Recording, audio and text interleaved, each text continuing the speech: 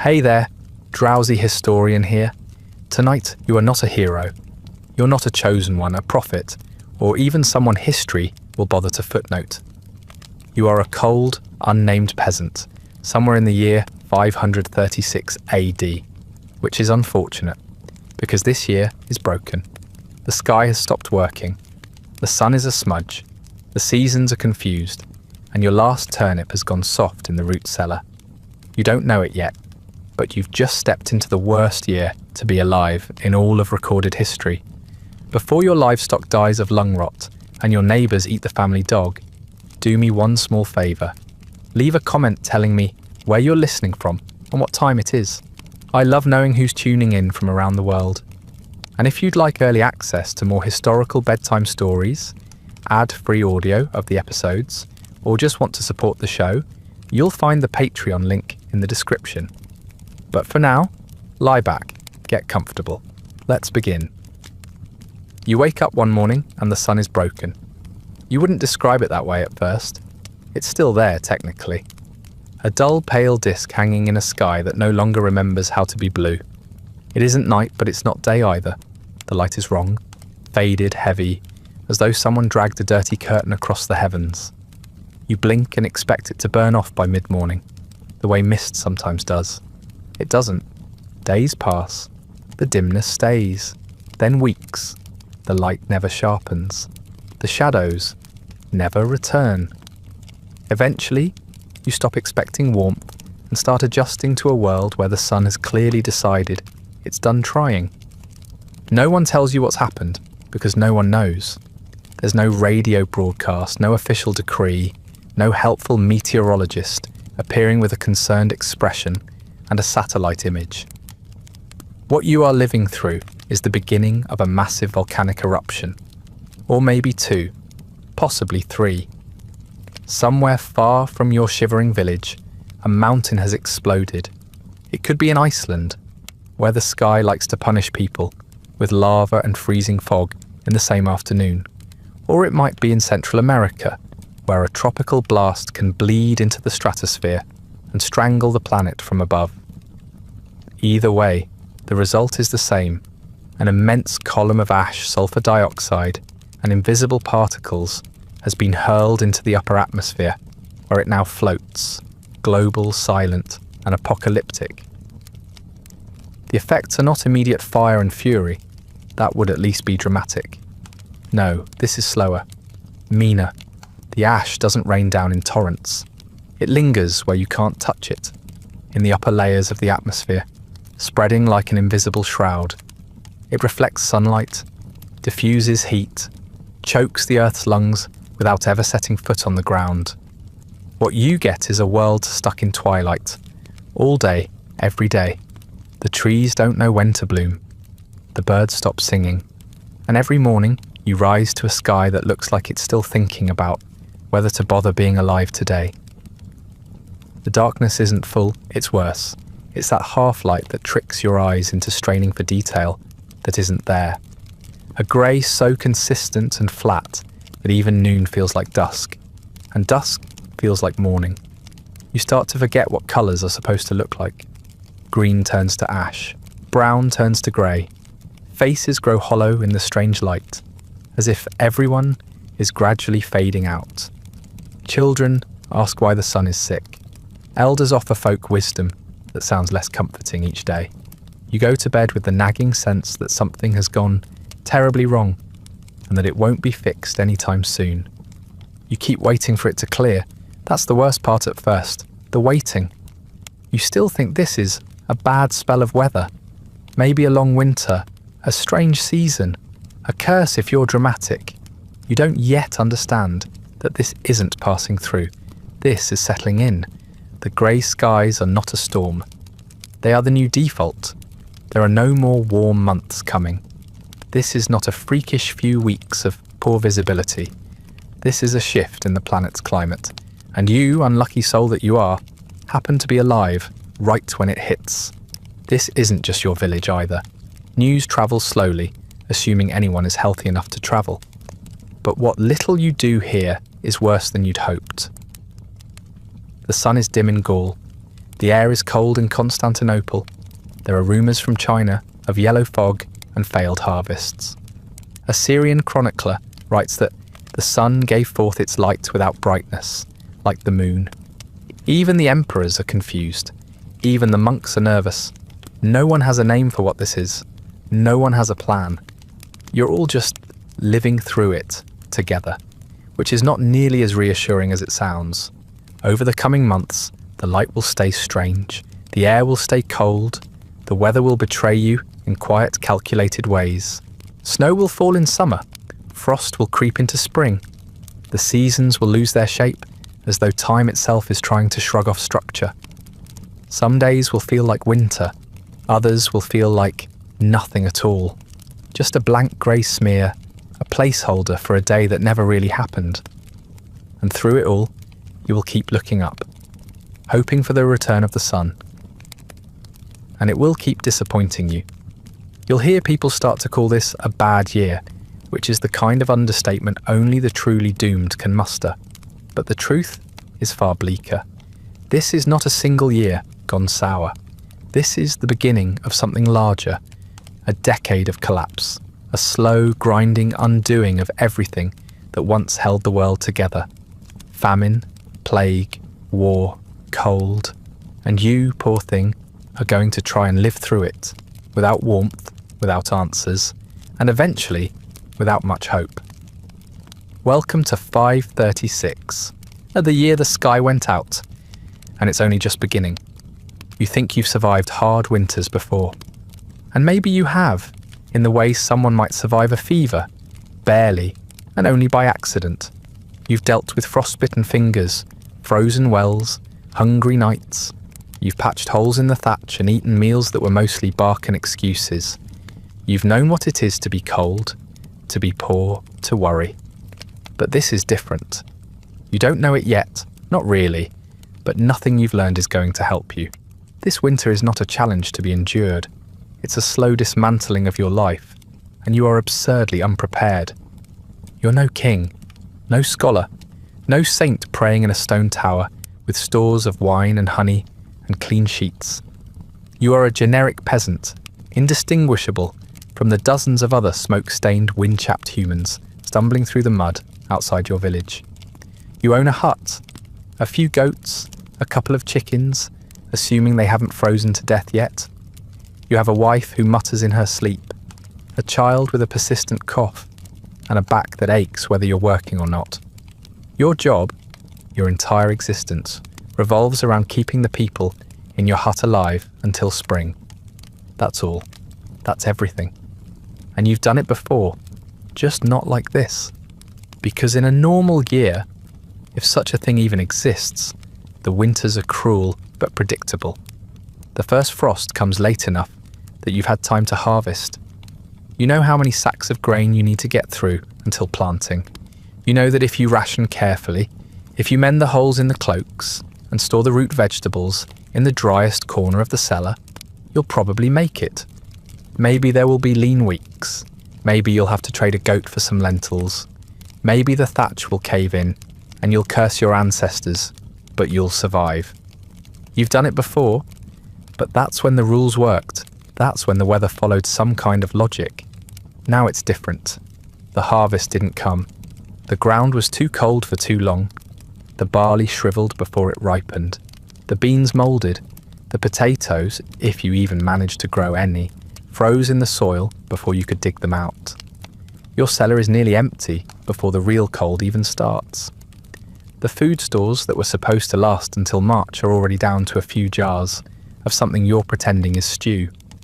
The meat has long since run out, and the chickens are more useful for eggs than for eating, if they're still laying at all. You were supposed to make it to spring, but spring, it turns out, may not be coming back. Worse still, everything you knew about farming, everything passed down to you by your father and his father before him, has stopped working. When do you plant? When the frost lifts, but it hasn't. When does the sun start to warm the soil? Usually by now, but it doesn't. When will the rains come? They already did, at the wrong time, in the wrong way, and all they brought was rot. Your calendar is useless. Your instincts are confused. The world isn't broken in a dramatic biblical way. It's broken in a petty, precise way, where everything is just slightly off, just wrong enough to ruin the work, without making it obvious who to blame. You watch the sky for signs. You poke at the soil, sniff the wind, talk to the elders. They give you the same look you give your son when he asks why he can't eat twice in one day. A look that pretends there's an answer, even when there isn't. The rhythms of nature have stopped being rhythmic. The patterns are gone. You try to tell yourself that you just need to hold on a little longer. That surely by next month, the sun will return, the days will stretch, and the green shoots will push through. You still believe in the idea of next month. That's how far gone you are. Meanwhile, the cold creeps in with that specific kind of indifference only nature can muster. It doesn't howl, it seeps. Your breath fogs the air inside your home. The walls grow damp. The roof sags under frost that never fully melts. You light fires and huddle and cough, and all the while the cold remains. It is not here to teach you something. It is not here to make you stronger. It is just here, always, unmoved by prayer, effort, or optimism. And through it all you keep planning, because that's what survival looks like at first. You scrape together what's left of your grain. You mend your tools. You draw lines in the dirt for rows you'll never plant. You are working desperately toward a future that has already stopped arriving. And still, some part of you clings to the idea that if you just work harder, if you just endure a little more, things will return to normal. But they won't. Not next month. Not next year. Not for a very long time. And you, small and hopeful and exhausted, are not ready. The barley never sprouts. The beans rot in place. The cold doesn't scream. It whispers into the soil, into the roots, into your bones, until everything goes still. And for a long time, you don't even realize the crops are dead. That's the trick of it. They don't explode or turn black overnight. They just stop trying. You walk the fields each morning with your calloused hands behind your back, inspecting rows that should be green by now. They aren't. You kneel, dig a little with your fingers, hoping to find promise in the dirt. What you find is mud. What you find is silence. The sun's failure isn't dramatic. It's boring. It shines just enough to keep you hoping, and never enough to help anything grow. Crops need warmth, but they also need timing. They need reliable cues, day length, soil temperature, the sort of invisible signals the world used to send out like clockwork. But now, those signals are scrambled. The cold shows up at the wrong time. The rains fall in the wrong places. A frost hits in late spring, then again in early summer, then again in what was supposed to be autumn. And so the seedlings, if they even bother pushing through the dirt, wither at the stalk. Their leaves too small, too pale, too weak. You try anyway. Of course you do. You replant, you adjust, you beg the earth to play fair. You even try switching crops, planting hardy legumes, root vegetables, anything that might survive on scraps of sun and pure desperation. But the results are always the same. The beans turn to mush before the pods form. The barley lies flat like it's ashamed to be seen. The cabbages split, then collapse into brown, slimy heaps that reek of vinegar and disappointment. Nothing wants to grow. And worse, some things do grow, but not the right things. Mold, for example, grows spectacularly. Mildew, fungus, rust, things that don't feed you, but still love damp and darkness. They thrive where your crops fail. They coat the undersides of leaves and creep across the soil like the plague in slow motion. You wake one morning to a fine white fuzz blanketing your last patch of green. By evening, it's gone yellow and sour. The plants fall apart in your hands when you touch them. Soft, hollowed out, ruined from the inside. You've fed the soil with effort, but it gives you nothing back but rot. In a modern world, you'd shrug, curse, and drive to the store. Maybe grab some canned beans, some instant noodles, a frozen lasagna. But this is 5:36, and the nearest store is your neighbour's garden. And it's dead too. You have no backup plan, no freezer, no shelf-stable fallback. Your pantry is the ground, and the ground is failing you. You start to resent it. You curse the land that raised you. The tools you used to trust, the sky above that refuses to answer. And beneath that resentment, fear begins to spread. Not all at once, but like damp in a wall. You try to ignore it, but it's there. Soon people begin whispering about blight, about curses, about signs. They say someone offended the gods. They say the soil is poisoned. They say it's the end of days. You don't have the luxury of philosophy, so you don't care much why it's happening, only that it is. You start rationing the food you do have, cutting meals in half. Then again, you save the best scraps for your child. You eat the parts of the plants you'd normally discard, stalks, stems, fibrous roots that taste like rope and grief. When you're desperate enough, everything becomes soup. And still, you walk the fields. You do it every day, even though you know the answer. You check the rows as though something might have changed, as though one miracle shoot might have broken through in the night. But you already know how this story ends. Crops die quietly. They don't scream for help. They just stop. And if you're not paying attention, you won't even notice the moment when hope curdled into surrender. You start lying to yourself, gently at first. Maybe the weather will shift. Maybe this one patch of rye will make it. Maybe if you dig a little deeper, you'll find seeds untouched by frost. But it's not true. Deep down, you know it's not true. There is no sunlight coming to rescue your crops. There is no sudden thaw that will make this season normal again. The earth has closed its mouth, and you're not getting fed. Soon the fields are no longer places of labour. They're places of mourning. You walk through them like a priest through a graveyard, murmuring over what used to be life. The tools sit rusting in the shed. The watering pot is dry. The last time you saw a green leaf, you didn't know it would be the last, but you remember it now, vividly, like a dream you didn't know to hold on to. And now, all that's left is wet dirt, collapsed stalks, and the creeping certainty that next season won't be any better. Because the problem isn't the seed, the problem is everything. You can't eat air, you can't burn fog, and that's all the world seems to offer now. Fog, air, and the creeping damp that seeps into everything you own, everything you wear, and everything you once hoped would keep you alive. The walls of your hut sweat even when it doesn't rain. The ground squelches underfoot, no matter how many days pass without a storm. The hay you stuffed into your mattress smells sweet for a day or two, then turns musty and brown.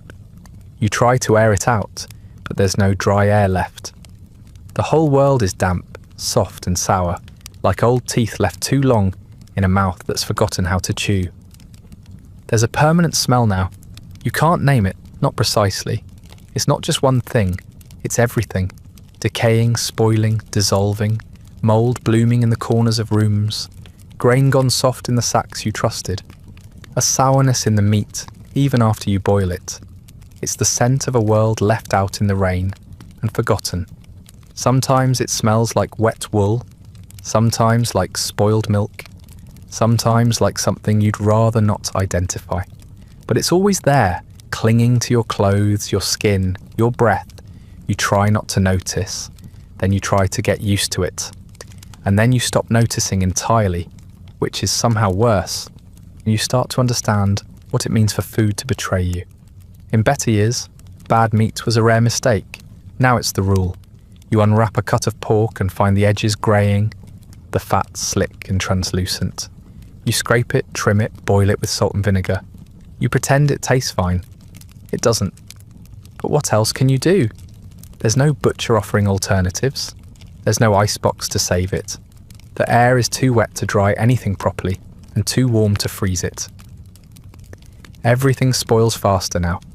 Bread, berries, milk, even hope, especially hope. And it isn't just your food rotting. It's your house, your clothes, your body. The straw you use to patch the roof turns black within weeks. The wooden beams grow slick with algae. The mud walls soften in the corners, then sag. You press your shoulder against one to test its strength, and it caves inward, damp to the touch. The floor, once solid underfoot, now squishes if you step too hard. Your boots grow mould before they wear out. Your blankets never dry completely. Even your hair starts to feel wrong, limp, cold, constantly damp, like you've just crawled out of a swamp and forgotten to towel off. Then there's the smell of the village. That too has changed. In normal times it was manageable. A little livestock, a little sweat, some smoke. But now it's something heavier. Human waste piles up where it shouldn't. Latrines overflow, and no one has the strength to dig more. Chamber pots go unemptied. People are too tired, too hungry, too sick. And so the smell spreads, not violently, not all at once, but in slow, steady waves that stick in your nose and coat your tongue. You breathe through your mouth, but it doesn't help. The taste just moves inward. You try not to think about what you're walking through. You stop looking too closely at the puddles near the edge of the village path. You learn which doorways to avoid. The ones where the sick live, or worse, the ones that have gone quiet. You avoid the community well because the bucket smells funny, but you drink from it anyway. What choice do you have? You try boiling the water, but the wood's wet and the fire smokes, and you still end up with a bellyache by morning. It starts small, a rash on your leg, a sore that doesn't heal. Your child's lips crack and bleed. Your neighbour starts vomiting and blames it on bad onions. But no one really knows. The healers offer poultices and muttered prayers, but they don't help much.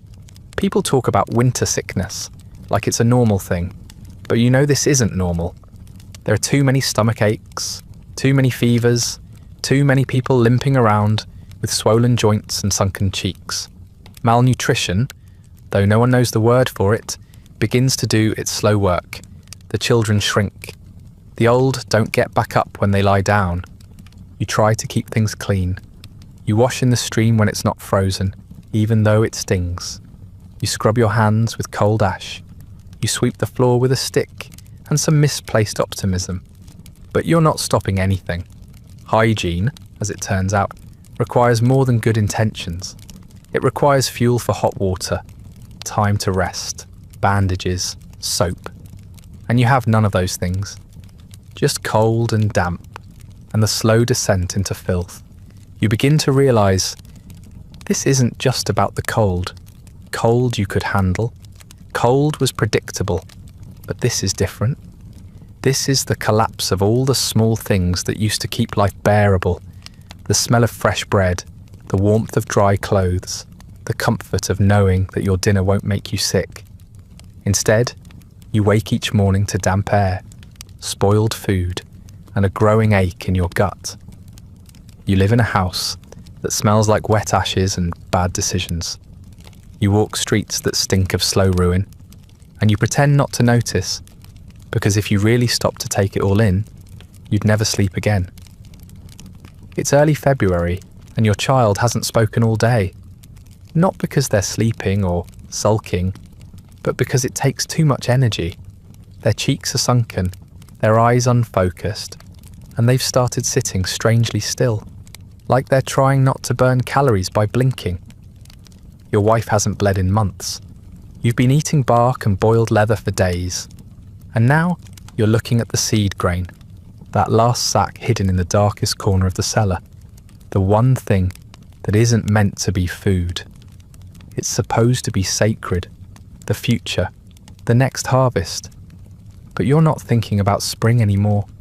You're thinking about tomorrow, and whether your family will see it. It isn't a conversation. It's not as if everyone sits down and agrees on it. There's no council meeting, no family vote. It happens slowly, with more silence than words. One morning, your wife pulls a handful of the seed from the jar and says nothing. That night, it's in the pot, and you eat it, and then you lie awake wondering if you'll be able to pretend it never happened. The next day, it happens again. After a while, you stop calling it seed grain and start calling it what's left. You still feel guilty, but it's a dull guilt now, the kind that only bothers to whisper. The fights get quieter too. Not shouting matches, just friction. Glances across the fire, muttered suggestions that perhaps the grain should be saved for planting. But the suggestion always comes from the one who didn't skip a meal that day, the one whose stomach isn't groaning like a dying cow. It's hard to argue about long-term planning with someone whose child just fainted trying to carry a bucket of water. It becomes impossible to care about spring when winter refuses to end. You try to stretch what little food you have with whatever you can find. Bark, boiled and scraped and ground into something resembling flour. The bread it makes is sour and dense and barely edible, but it's warm, and that counts for something. Sometimes you mix it with lichen, sometimes with straw. The trick is not to taste it too long. There's soup too, if you're generous with the definition. You fill a pot with water, drop in a bit of salt, maybe a piece of leather if it's soft enough to chew. You tell the children it's stew. They don't ask questions anymore. Once in a while, you find meat, though no one wants to know where it came from. A bird that froze mid-flight. A rat too slow to scurry. Something your cousin brought back wrapped in cloth and didn't explain. You cook it anyway. You burn it black over a smoky fire and chew around the bones. It smells like wet hair and old coins. No one complains. Complaining takes energy you no longer have. It isn't food, really. It's time. Time in your belly instead of on the clock. And you're not alone. Rumours pass through the village like wind. Stories of other towns, other families, other people doing the same or worse. Someone's been boiling animal hides for broth. Someone else is grinding acorns into paste, even though they know it makes the children sick. You hear of a man who ate his shoe, and then the rest of his boots. You hear of people chewing cloth. You don't know if it's true. You don't want to find out. You're already eyeing your own belt. History calls these famine foods things eaten not because they're nourishing, but because they're possible. Birch bark, cattail roots, moss scraped off stones, things that fill space and pretend to be sustenance. You once read about locusts in the Bible and thought it was metaphor. Now you wonder what they taste like. You used to feed scraps to the pigs. Now there are no pigs, only scraps, and you still fight over those.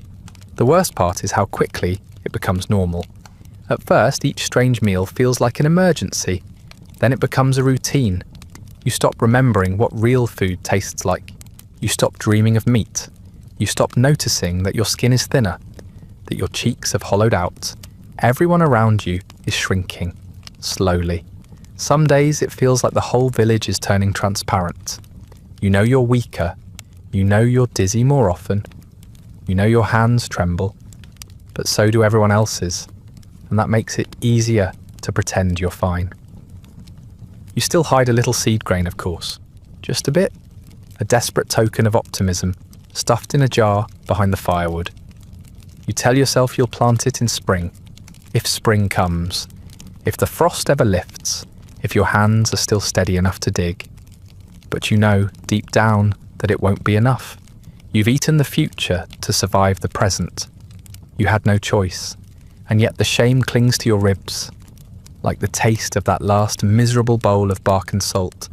March arrives, but you wouldn't know it by looking up. There's no shift in the light, no early warmth creeping into the soil. The birds don't return. The snow doesn't melt. It just turns to slush and then freezes again, over and over, until the ground resembles something between leather and ice. You tell yourself this is just a slow start to the season. You repeat it like a prayer, but when April comes and then May, and the sky still looks like someone painted it with wet ash, the truth starts to sink in. The sky's not broken in the temporary way. It is broken in the way that doesn't plan to fix itself.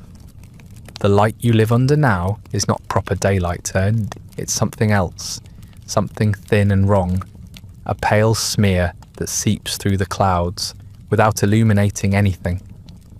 You can still see the sun sometimes when the clouds part just enough to reveal a dim circle, but even that is off. Smaller than it should be, like the moon, only bleached and hazy, as if it's being seen through smoked glass. It doesn't rise in glory, or set in splendour. It appears, it lingers, it fades. You stop noticing what time it is because the sky looks the same, whether it's morning or noon or dusk. What you're experiencing, though no one in your village knows the words for it, is a global veil of volcanic aerosols. High above your head, invisible particles of sulfur dioxide and ash have been blasted into the stratosphere by eruptions no one in your country ever saw. They spread in all directions, forming a thin film that encircles the planet and reflects sunlight back into space. The heat never makes it down to you. The light arrives, but stripped of power. It's like trying to grow crops under a funeral shroud, and it's not going away. This haze won't settle. It won't rain down. It will simply remain pure for months, even years, thinning so slowly that no one alive will remember what the sky used to look like until it's far too late. People begin to murmur about omens, the way the sun glows faintly red at midday, the way the moon disappears entirely on clouded nights. Some say it's a punishment, others say it's a sign. Either way, it unnerves everyone. Even the elders look uncomfortable when they glance up. They stop telling stories about the seasons. They stop promising that spring will come. You see fewer people outside, fewer conversations at the well. Even the dogs bark less often. It's as if the entire village is holding its breath, waiting for something that should have happened by now, but didn't. Religious panic starts to simmer. A few people begin fasting. Others start whispering that someone has brought this down upon you all. There are rumours of witches, of cursed fields, of divine wrath. Some say it's the end of days, though no one can agree on whose days or which god is doing the ending. There's a new gloom in church, a desperation in the prayers. People look to the priest, but he only looks up at the sky and frowns like everyone else. When faith meets a sky that won't change, it either collapses or curdles. You're not sure which one's worse, and the longer it lasts, the more it gets into your head. Not just the cold, the light itself, the colourless, sour daylight. It affects your sleep, your appetite, your thoughts. You stop dreaming in bright images. Everything becomes washed out. Even your memories seem duller, like someone's lowered the contrast on your life. Children grow quiet. Couples stop talking. No one laughs anymore. Not because they're sad, necessarily. Just tired. Just dulled. The days stretch long and grey and shapeless, one blending into the next like wet cloth laid over stone. You're not built for this kind of twilight. Your body expects cycles, bright days, dark nights, clear transitions. But now, everything bleeds together. You wake up tired, spend the day tired, go to bed exhausted, and still can't sleep. You're cold in a way that has nothing to do with weather.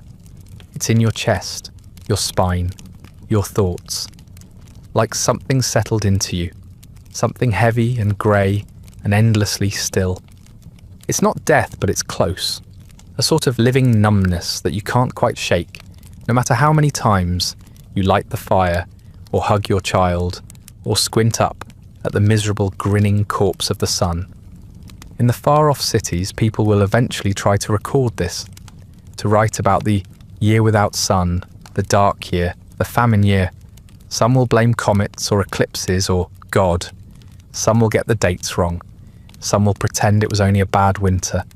But none of them will understand what it felt like.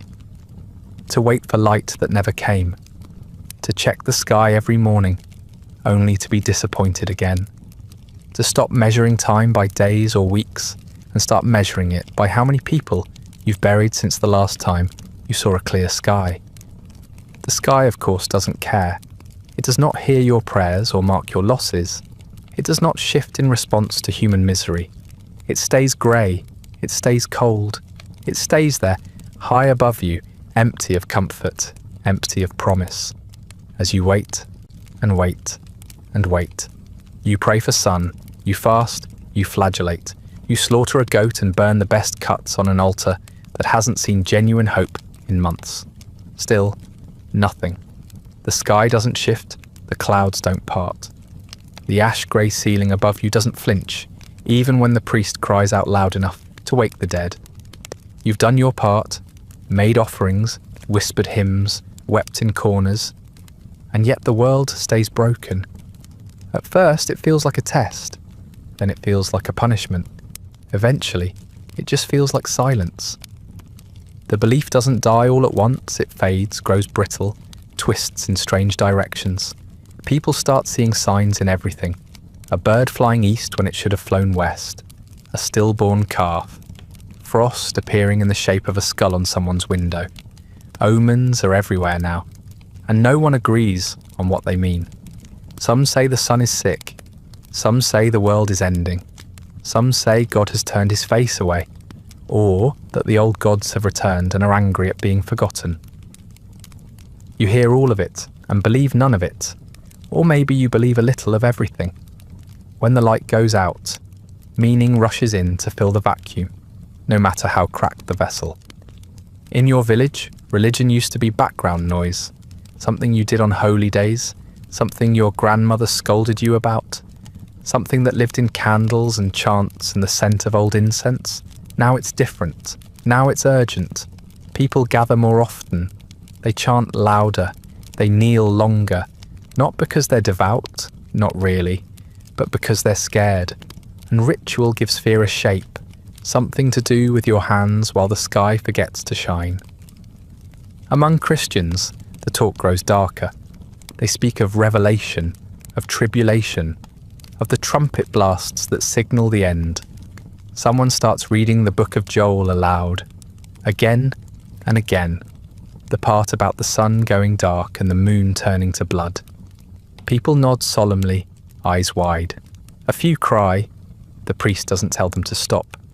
He just listens, pale and drawn, like he's wondering whether his own vows were strong enough to get God's attention.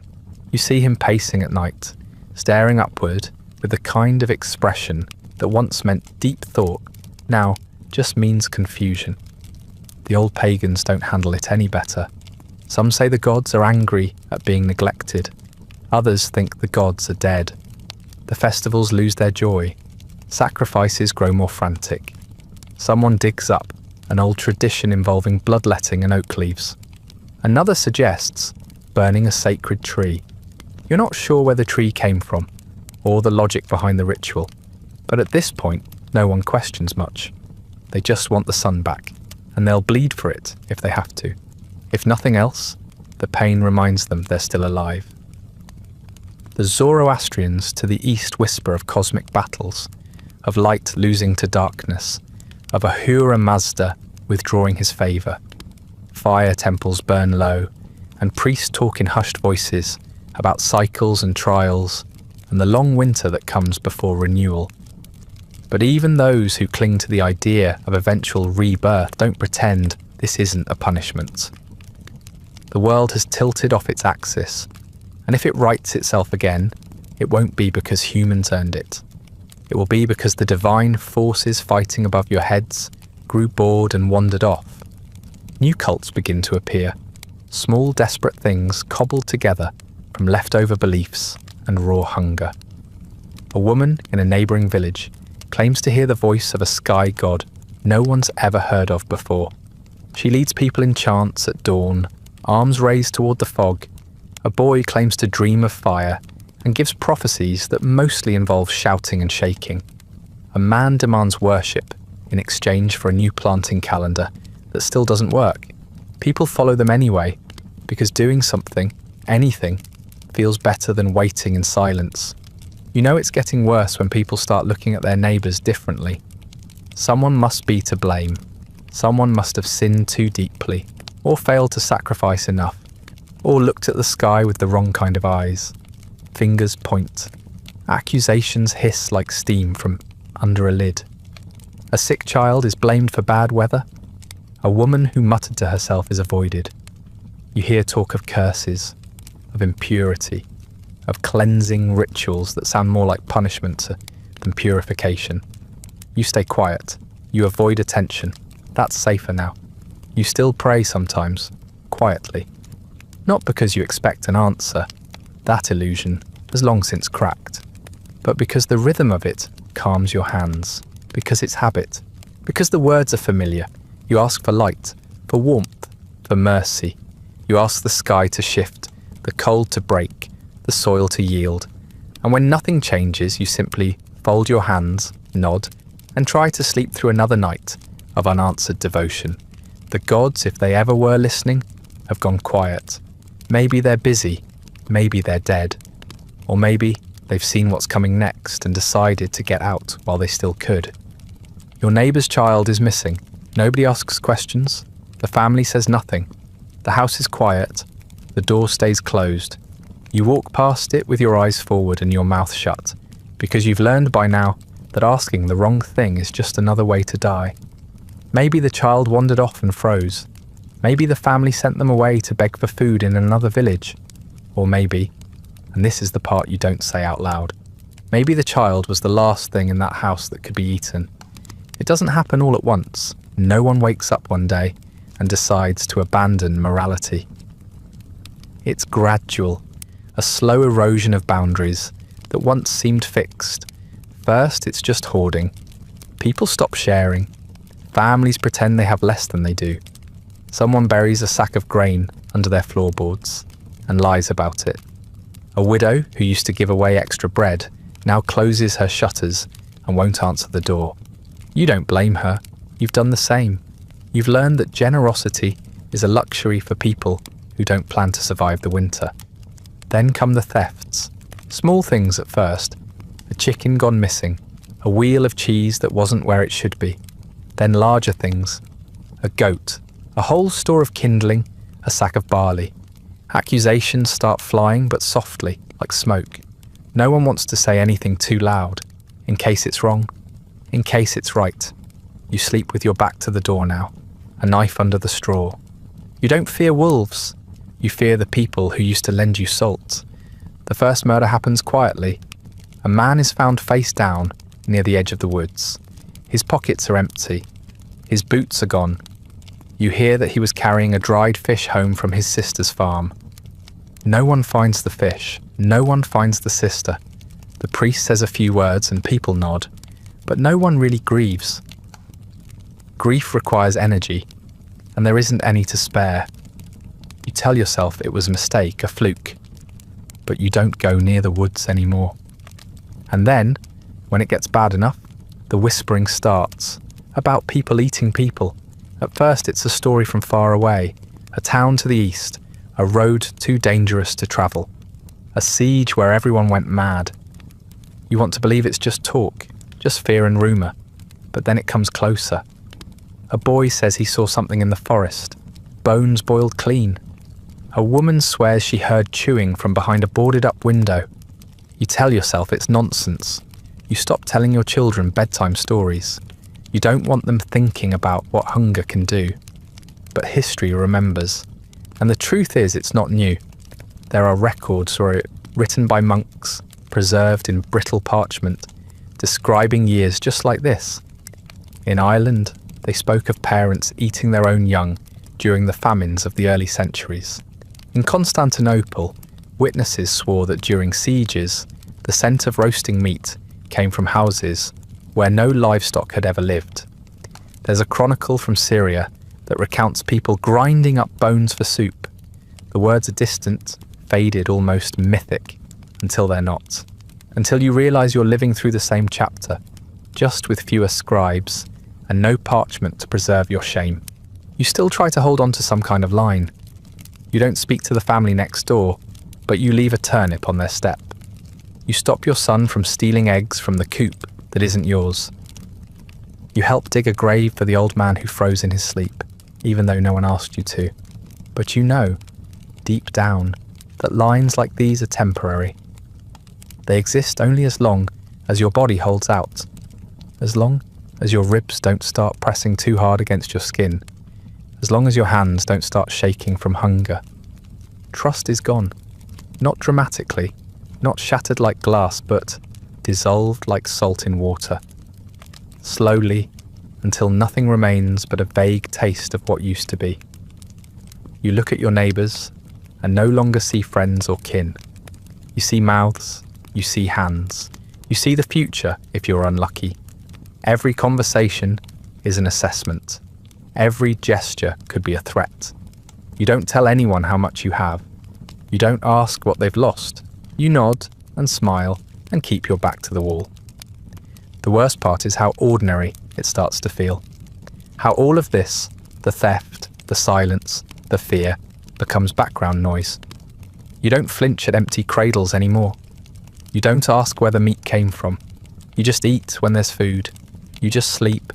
When it's safe, you just survive, one day at a time, hoping the weather breaks before your neighbours do. Now that you're all starving, filthy, and psychologically hollowed out, it's time for the next guest of honour, plague. Because apparently, when the world collapses, it likes to do so in layers. Famine wasn't festive enough. Rot didn't quite complete the picture. And so, as the sky stays grey and the ground stays barren, something new begins to slither its way in from the east. A sickness no one understands, no one can stop, and everyone will learn to fear. Welcome to the plague of Justinian. It doesn't hit all at once. At first it's just rumours, stories from distant cities, something strange in the ports, fevers, swellings, people dropping in the streets. Constantinople hears about it before you do. Merchants speak in hushed tones, sailors disembark looking pale and hollow, and the markets start closing early. The city, already bloated with bodies, overrun with rats and stacked with years of human waste that has nowhere to go, becomes a perfect incubator. Add a few fleas, a few boats, a few bad weeks, and it spreads. From Egypt, from Syria, from the sea lanes that never truly stopped moving, even during the worst of the famine. And soon, it's everywhere. The thing about plague is that it doesn't need much help. It thrives in weakness, in filth, in overcrowded corners of a crumbling empire. And weakness is now the one resource your civilization has in abundance. Years of cold and starvation have worn everyone down. The poor are already starving. The rich are only slightly slower to realize that money doesn't buy immunity. People are still huddling indoors to escape the cold, sleeping close together, sharing firewood, food, parasites. The rats are everywhere, chewing through what's left of the grain stores. The fleas ride in quietly. And then a fever, a swelling, a corpse. You don't know what it's called yet. No one calls it plague at first. They call it the swelling sickness, or the purple death, or God's wrath. And for a while, it's mostly someone else's problem. The cities, the coasts, the people who live in palaces and marketplaces, not mud huts like yours. But then someone in your village starts coughing. Then another can't get out of bed. Then someone's neck balloons to the size of a melon, blackens and bursts. And suddenly, it's not far away anymore. You can't wash, you can't disinfect, you can't isolate. You barely have enough water to drink, let alone to scrub the walls or boil cloth. There's no concept of sanitation beyond the most basic superstition. And so when one person falls ill, it spreads. Fast, brutal, efficient. Entire families go down within days. You stop trying to count the sick and start counting the ones who still stand. That number gets smaller every morning. The irony is sharp enough to cut. After all the starvation, after all the freezing and rotting and praying, you'd think your reward for surviving this long would be not dying of disease. But that's not how this works. In fact, surviving the famine may have just made you more likely to fall. Your body is already worn down, your immune system feeble, your gut starved of nutrients, your skin cracked and thin. The plague likes its hosts weak, and that means it likes you just fine. Cities suffer the most. In Constantinople alone, they'll say the dead pile up so fast that carts can't keep pace. 10,000 people a day, according to some accounts. Though numbers blur in tragedy, the emperor himself will fall ill. Monks will write about the bodies being tossed into mass graves like rubbish. Survivors will stop ringing bells because there are no more mourners left to hear them. It will keep coming in waves again and again for decades, not just in one place, but across the empire. across the world. No one is safe. No one is spared. Not the rich, not the holy, not you. Of course, no one understands the science. No one knows about Yersinia pestis. No one sees the fleas. They just see the symptoms, the swellings, the blackened skin, the bloody vomit. They think it's demons, or punishment, or corruption in the air. People light incense, burn herbs, seal doors. Some abandon the sick. Others try to pray it away. Nothing works. There are no treatments, only fear. The priests keep preaching. The healers keep guessing. You keep breathing carefully, like maybe that will help. It doesn't. The air feels heavier now. The silences are longer. You used to fear hunger. Now you fear your own breath. Every cough is a warning. Every sweat-soaked brow, a premonition. You stop hugging your child. You sleep farther apart. You wash your hands with ash, like that might change something. And the worst part, it's not even the final blow. It's just another burden stacked on top of the rest. The crops are still failing. The cold hasn't lifted. The sky's still a smear of mourning. And now, there's death in the air, silent, sudden and unstoppable. You keep going, because there's nothing else to do. But it's not really life anymore. Just waiting for something, anything, to stop happening. Eventually, you decide to leave. Not because you have a plan, not because you know where you're going, but because staying feels like waiting to be buried in your own home. You've watched too many faces go slack. You've buried too many bones in frozen earth. You've eaten too many meals that don't deserve the name. So you pack what little remains, a bundle of firewood, a rag of cheese, half a water skin, and a knife that isn't sharp anymore, and walk away from the life that's already half dead. The road is worse than you remember. Not broken, just forgotten. Once there were merchants, traders, messages passed from village to village, carried on tired horses by tired men. Now there's nothing. The milestones have tipped sideways, the bridges grown and lean. The inns are either abandoned or stripped bare, with fire pits dug through the floors. You meet others, of course, dozens, then hundreds, all walking in different directions, all looking for somewhere better. No one finds it. You pass through other villages that look just like yours, only rearranged. Different fences, different accents, same hunger. Some people wave you off, tell you to keep walking. Others say nothing, just watch with hard eyes and hands near weapons. You see carts stuck in the mud, with no one left to push them. You see houses burnt down, for reasons you don't ask about. You see children crying behind boarded up doors. You stop knocking, you learn to walk quietly.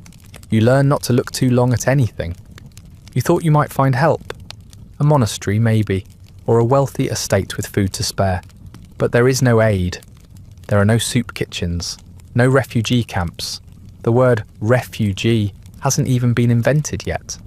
You're just another wanderer in a sea of wandering mouths. The cities don't want you.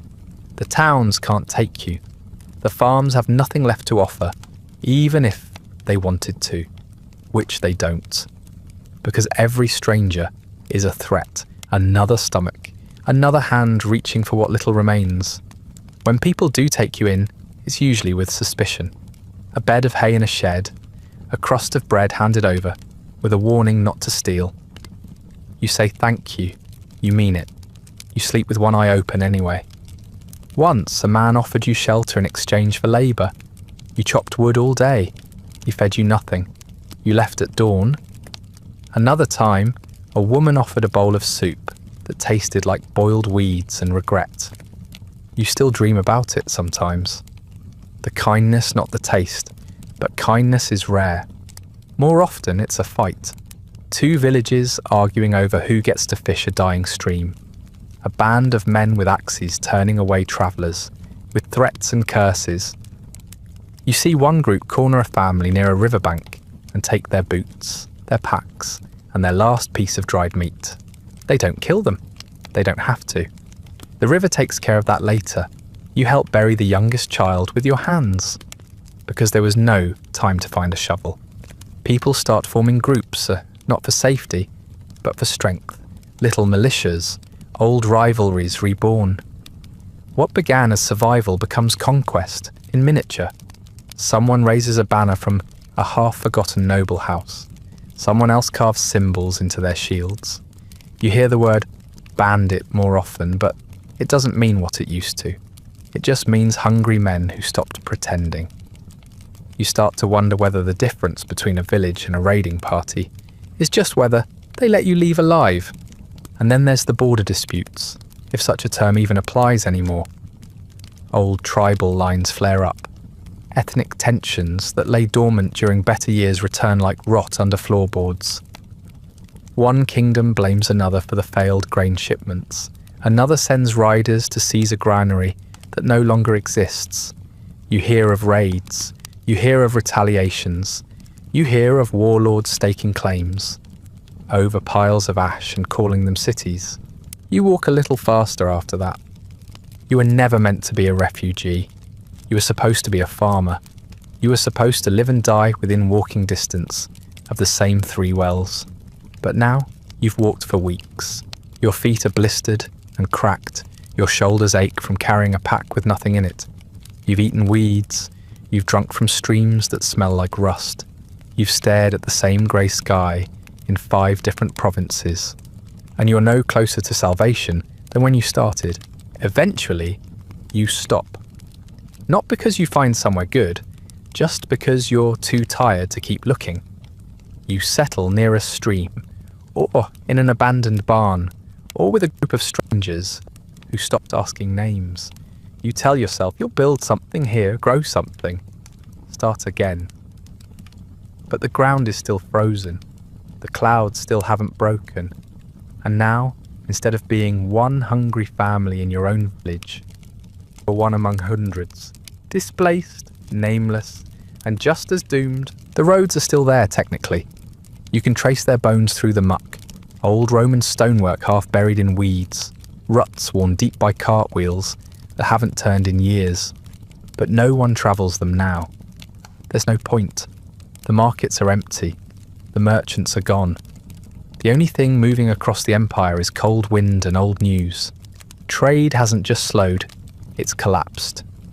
No grain coming from Egypt, no wine from Gaul, no silk from the east, no salt from the coast. The lifelines of civilization have frayed, then snapped, and now the world bleeds in silence. In better times, you might have lived your life without thinking about trade. Food came from the local fields, clothes from local hands, but the salt in your stew, the tin in your tools, the coins in your pouch, those came from somewhere else, a vast network, humming quietly behind the scenes. Now that it's gone, you feel the emptiness in everything. No one sells anything new. No one repairs what's broken. You haven't seen a real bar of soap in months. You'd kill for olive oil, not because it's fancy, but because it reminds you of a world where things still worked. Cities shrink without trade, ports decay. The docks that once rang with noise and labour are now quiet, masts rotting in place, warehouses empty but for rats and wind. Inland, caravans stop arriving. The merchants who once brought exotic goods now bring stories of failed harvests, bandits, and plague, or they don't arrive at all. You stop asking when the next shipment is due. You already know the answer. There isn't one. Governments begin to unravel. Local governors who once collected taxes in grain or coin now show up with empty carts and empty hands. What's left to collect? The fields are dead, the livestock eaten, the people dying. Even the soldiers have begun to look ragged, their boots splitting, their weapons rusting. Some stop enforcing laws altogether. Others enforce them too hard, squeezing blood from what little stone remains. It doesn't matter. You can't govern ruins. Even Rome, the symbol of continuity, feels tired. The old administrative machine still grinds forward. Decrees, reforms, ceremonial titles, but there's no weight behind it anymore. The empire is a skeleton, dressed up in imperial robes and pretending to walk. Borders blur, Territories shift hands without battles. Whole regions fall silent, not from rebellion, but from exhaustion. You hear of places where no messenger has returned for years, and no one expects one to. The scribes still write for a while, but there's less to record. Fewer laws, fewer shipments, fewer births.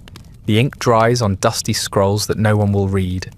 Some monasteries keep copying old texts, trying to preserve the memory of a world that's fading fast. Others stop bothering. The monks are hungry, same as everyone else. Some abandon scripture for farming. Others starve over half-translated pages of Cicero and Galen. There's no glory in dying surrounded by forgotten words, but some still do it, out of duty, or delusion, or because it's the only thing left they know how to do. Libraries suffer quietly. No flames, no drama, just neglect. Roofs leak, mice chew through binding.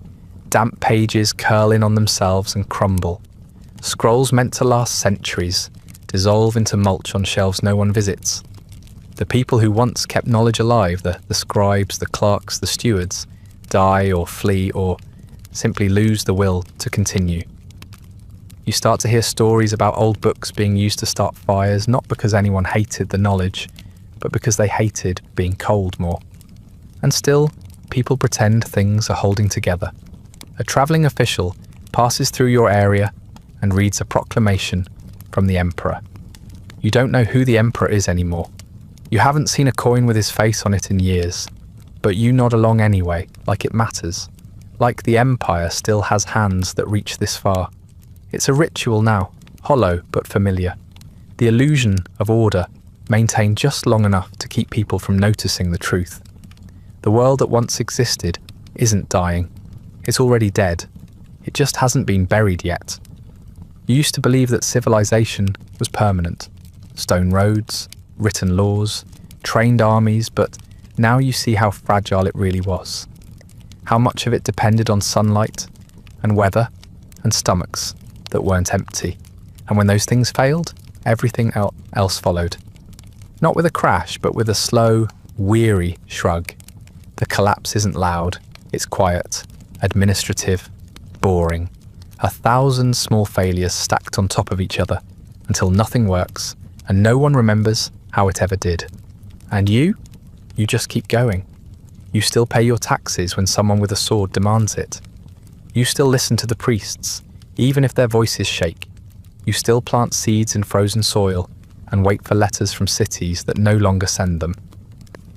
Because that's what people do, even in the wreckage.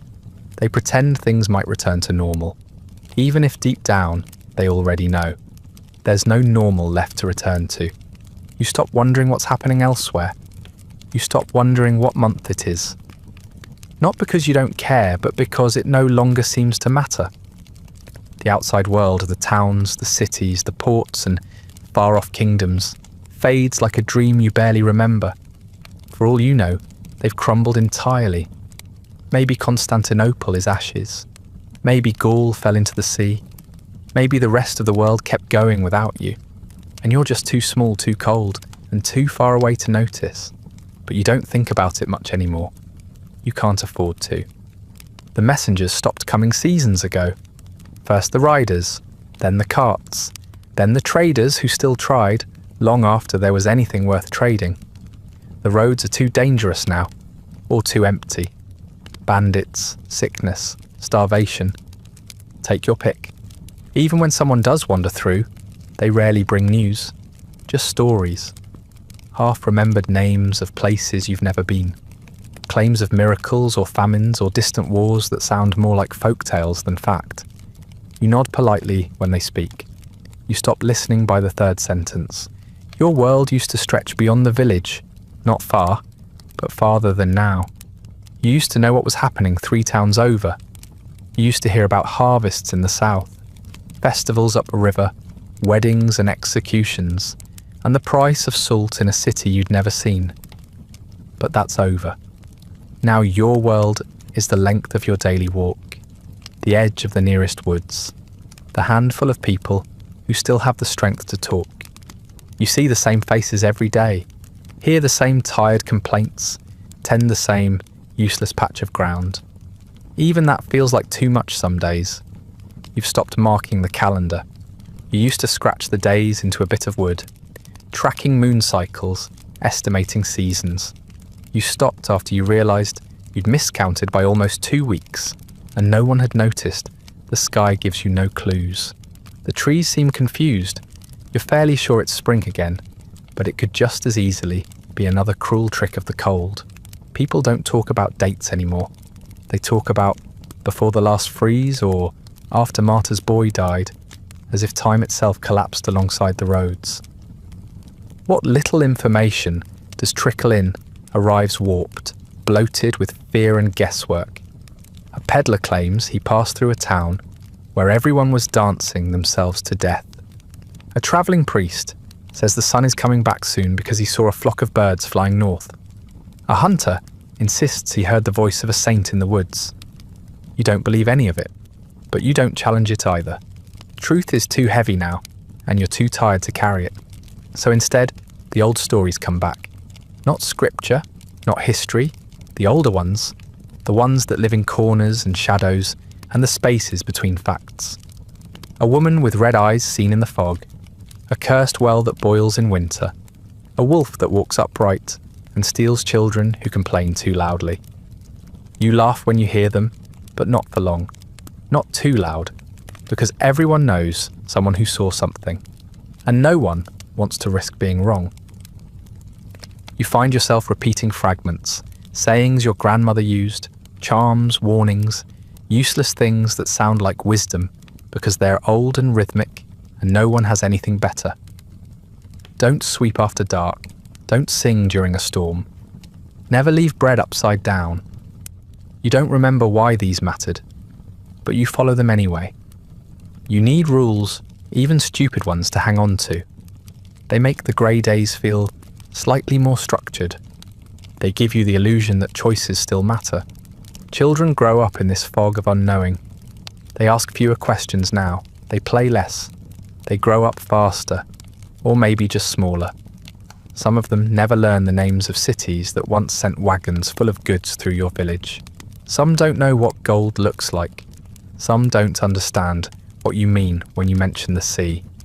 They've never seen more than a few miles in any direction, and they never will. Their world is this: the fire, the hut, the woods, the grey sky. And that is all. Even your memory starts to betray you. You try to picture the world as it was, but it comes back in fragments. A market stall, a river, the smell of warm bread, the sound of coins. You can't remember if it was a real place or a story someone told you. Sometimes you dream of cities that might not have existed. You wake up with names on your tongue that dissolve like smoke. You write them down, and later you can't read your own handwriting. You wonder if you're forgetting on purpose. And so the world shrinks, not just physically, but mentally, spiritually. You stop looking out and start looking down, at the path between your door and the firewood pile, at your own hands, at the dirt. You stop asking big questions. You stop dreaming of rescue. You start thinking like a mouse in a dark hole, scrounging crumbs and hoping the cat has died. You survive, but you no longer know what that word means. Because surviving implies there's still a world out there, and you're starting to suspect that world might already be gone. You're still breathing, but that doesn't mean you made it. Survival was never a finish line. Not in this world. It's just a continuation of everything that already broke. You exist now, like a candle, with no wick left, barely glowing out of habit. You wake up each morning not with purpose, but with momentum, because stopping still feels harder than continuing. And when people say you're lucky to have lasted this long, you don't respond. You don't feel lucky. You don't feel much of anything anymore. Everyone you loved is either dead or numb. Your wife no longer sings. Your brother stopped talking months ago, except to mutter in his sleep. Your neighbour, the one who used to tell stories by the fire, stares through people now. The children play silently, or not at all. You think about the ones who didn't make it, the old, the sick, the ones who gave up, and you try not to picture their faces. But you do. They come back to you at night, not as ghosts, but as unfinished thoughts. You wonder if they're better off. You can't remember what warm food tastes like.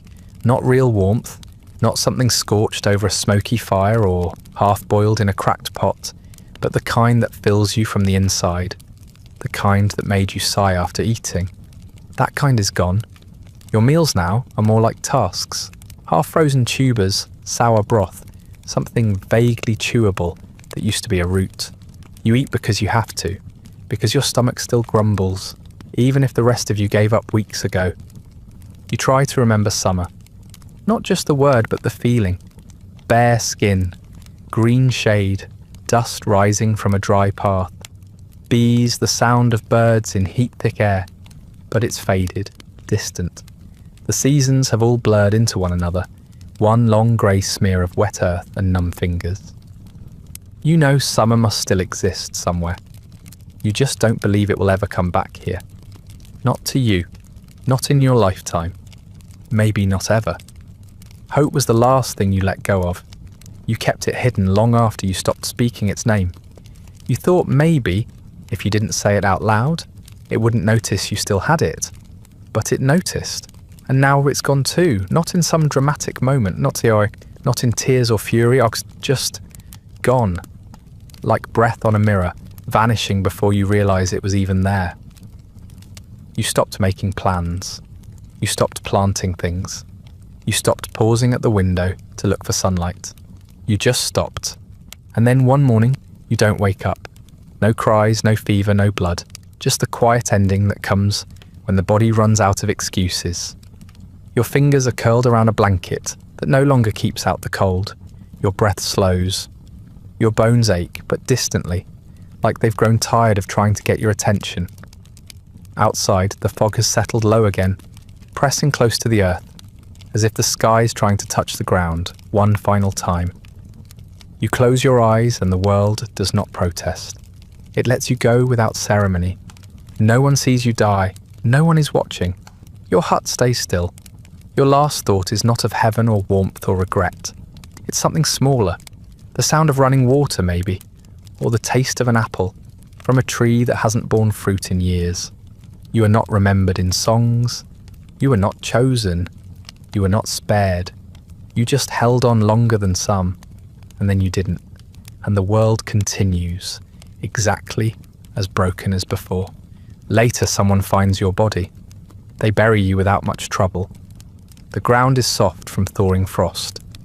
A few words are said, or maybe not. People move on. There's always more work to do. Someone takes your blanket. Someone else takes your knife. No one cries. No one marks your name in a book. There is no book. Books don't survive where people stop writing. And this is what the end looks like, when it isn't heroic or tragic or grand, when it isn't a climax, just an exhale, a slow slipping into the fog of everything that's been lost already. The world doesn't pause, it doesn't notice, because endings like yours are no longer exceptional. They are the new normal, one more breath snuffed out in a season that forgot how to change. Eventually, the sun came back. Not all at once, not in a blaze of redemption, but in cautious degrees. A little more light by mid-morning, a little less grey in the clouds. The haze that had pressed down on the world like a burial shroud began to lift. The air warmed just enough to coax green from the branches. Somewhere, snowmelt ran in clear lines through old irrigation ditches. Somewhere, birds returned to a tree that had survived more winters than it should have. But none of it mattered to you. You were already gone. By the time the light returned, your bones had already settled beneath the soil, or been scattered by the wind, or stacked anonymously in a shallow grave with a dozen others. There were no witnesses to your final breath, no monument to mark your time on earth. Just silence. The same silence that swallowed most of a generation. The same silence that made room for something new to grow. Not in celebration, but by default. Because when enough people vanish, nature reclaims what they used to need. The survivors didn't cheer. They barely noticed at first. The thaw didn't mean safety. The sunlight didn't mean plenty. The land remained damaged, thin, hesitant. The trees took years to regrow. The fields came back patchy and stunted. But the survivors, what few there were, planted anyway. Dug, sowed, hoped. Their hands were no less cracked than yours had been. Their children no less hungry. But the frost no longer crept into every season, and that was enough to keep going. Life resumed in slow, uncertain increments. Eventually, trade routes reopened, not as they had been, but in new, smaller forms. Local exchanges, meagre caravans. Salt passed from one coast to another. Grain carried on someone's back. Monks resumed copying books, though many of the old libraries were gone. Cities rebuilt or didn't. Villages grew where others had died. Languages shifted. Names changed. But no one said yours aloud. You had left no mark deep enough to withstand the weather. You weren't a name worth writing down. You weren't a figure worth mythologizing. You hadn't led an army or carved a prayer into stone. You had planted, waited, starved. And when it became clear that you would not live to see the return of the sun, you lay down and let the world continue without you, quietly, without anger, without glory. And in that, you were like so many others. There would be records eventually, a few scattered lines in dusty chronicles. They would call it a year without sun, or the famine of grey sky, or the long darkness. They would describe the dimming, the cold, the plague. A few scholars centuries later would argue over the cause. A volcano in Iceland. No, a tropical eruption. Maybe more than one. None of them would know your name. None would think to ask. The records don't care about the individuals who starved quietly in the corners of empire. And the world that emerged after would tell itself stories to make sense of it all. Tales of divine punishment, of trials endured by the righteous, of strength forged through suffering. The children of survivors would be told that those who lived were meant to, that their ancestors were strong. That hardship builds character. No one would tell them the truth, that you died not because you were weak, but because you were in the wrong place at the wrong time, and no amount of strength can feed a stomach when the ground won't grow food. Your death was one of thousands, tens of thousands, millions in time, and most of those were like yours, small, undramatic, unnoticed. You didn't fall in battle or perish in defiance. You simply stopped. Like a candle flickering out in a room, no one entered again. History does not pause for those deaths. It continues. It rebuilds. It rewrites. Eventually, your descendants, if any exist, will forget there was ever a famine. A few scraps of what happened will survive, buried in ice cores and tree rings, and records copied by tired hands in cold monasteries. Scholars will one day call the year 536 the worst year to be alive, but they will say it from a distance. They will speak of climate anomalies and volcanic winters and mass mortality. They will never know what it was like to walk under a sunless sky, to eat bark bread beside a silent fire, to bury someone and forget what day it was. They will never know you, because you were not special, you were not chosen, you were not saved, and when the sun returned, it returned for someone else. That brings us to the end of tonight's story. Not of a disaster survived, but of a life unrecorded, and a world that kept moving after it forgot you. If you're still awake, thank you for drifting into the dark with me, and for remembering that history is mostly made of people who didn't make it.